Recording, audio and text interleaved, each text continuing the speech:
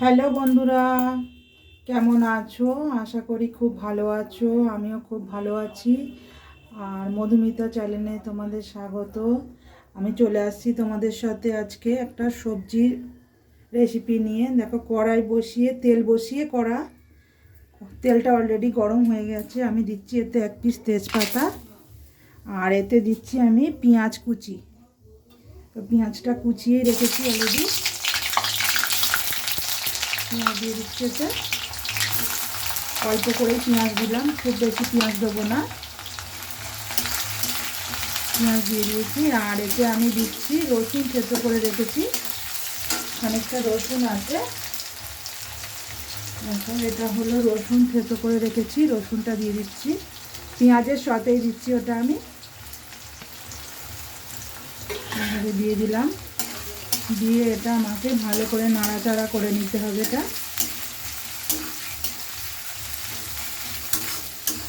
এভাবে নাড়াতে হবে বারবার ধরে।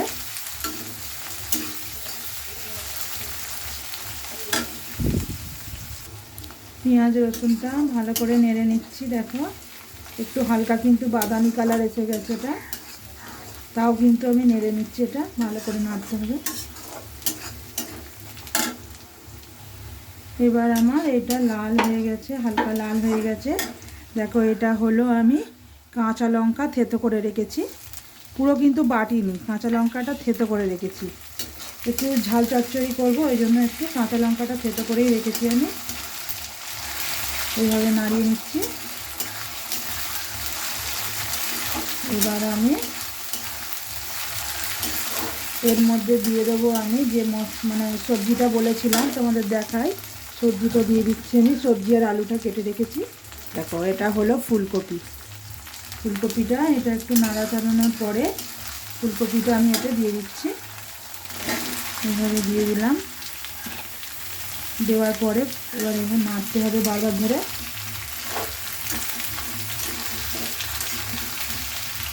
বারবার ধরে নাড়তে হবে এটা। এবার আমি এটা দিয়ে নাড়িয়ে নিচ্ছি এভাবে, বারবার ধরে নাড়তে হবে এটা। আর এতে আমি দিয়ে দিচ্ছি 1 পিস টমেটো।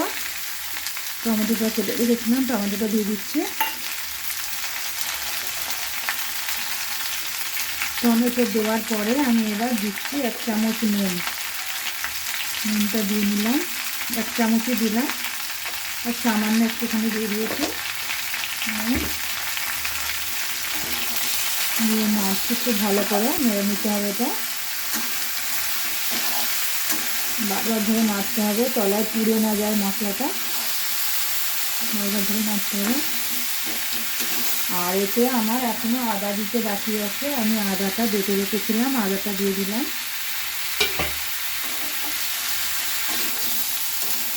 দিয়ে নাড়িয়ে নিতে হবে। আদা দেওয়ার পরে কিন্তু বারবার নাড়তে হবে, নাহলে তলায় লেগে যাবে। আমি এবার একটু দিয়ে দিচ্ছি ফুলকপিতে, এই ফুলকপিতে হলুদ গুঁড়োটা দিয়ে দিচ্ছি। হলুদ গুঁড়ো দিয়ে দিলাম।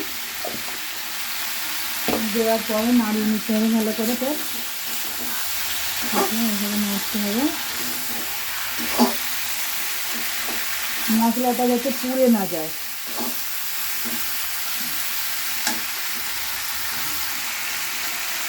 এইটা নাড়ছি, আস্তে আস্তে কালার এসে যাচ্ছে। এবার ফুলকপি কাঁচা লঙ্কা দিয়ে তরকারি করলে একটু কালারটা একটু সাদা সাদা লাগে, কিন্তু খেতে কিন্তু খুব দারুণ লাগে।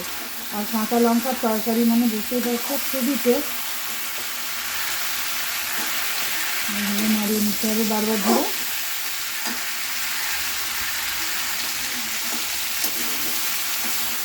নাড়িয়ে যাচ্ছি। এবার একটু তলায় লেগে যাচ্ছে, সামান্য একটু জল দিতে হবে। একটু তলায় লেগে গেলে একটু জল দিয়ে করতে হবে। সামান্য একটু জল দিলাম,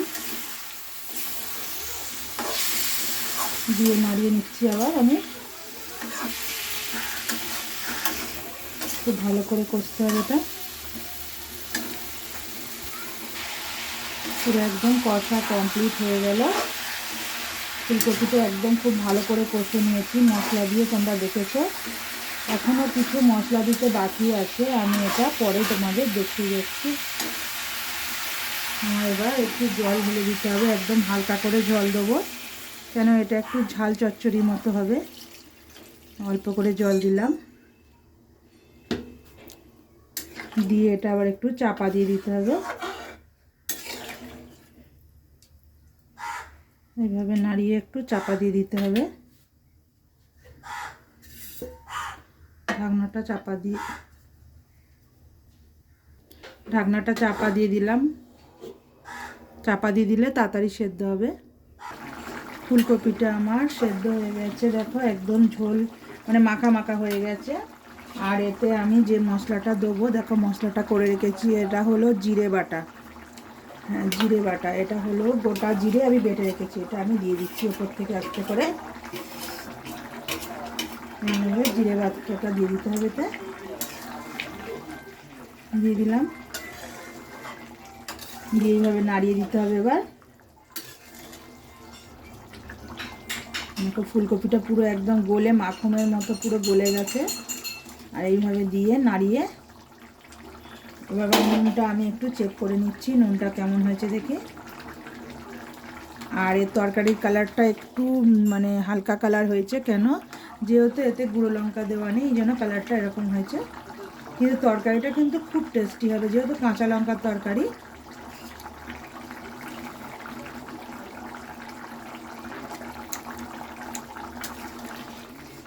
এতে একদম সব পারফেক্ট হয়েছে। আর আমি মানে তরকারিতে একটু ধনে পাতা দেবো। ফুলকপির তরকারি মানে একটু ধনে পাতা দিলে খুব ভালোই লাগে। ধনে পাতাটা আমি কুচি করে কেটে রেখেছি, আর এটা আমি জলে ভালো করে ধুয়ে নিচ্ছি। ধুয়ে আমি এটা এর ওপর দিকে দিয়ে দিলাম। ধনে পাতাটা দিতে তরকারির কিন্তু একটা মানে দেখতে সুন্দর চলে এসছে আলাদা। এইভাবে আমি দিয়ে দিচ্ছি এটা। আর আমার তরকারিটা দেখো, তরকারিটা পুরো কমপ্লিট। তরকারিটা কেমন লাগলো বন্ধুরা আমায় কমেন্টে জানাবে, আর কমেন্ট করে জানাবে, আমি উত্তর দিয়ে দেবো।